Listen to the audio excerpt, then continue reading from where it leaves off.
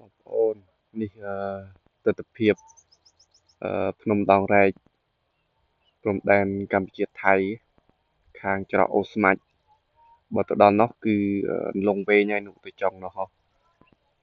ចាប់មកពីនេះវិញគឺចាប់ពីអូស្មាច់ទៅដល់នេះចាប់ពីអូស្មាច់យើងទៅរហូតទៅដល់អឺប៉ោយប៉ែតអីហ្នឹងប្រទាមានជ័យអីហ្នឹងគឺភ្នំដងរែកទៅជប់រហូតស្អាតមួយយ៉ាងដែរតាបងប្អូនទេសភាពជួបភ្នំដងរែកយើងវែងវែងដឹងតែប្រហែលគីឡូម៉ែត្រទេទៅហើយស្អាតមែនទែន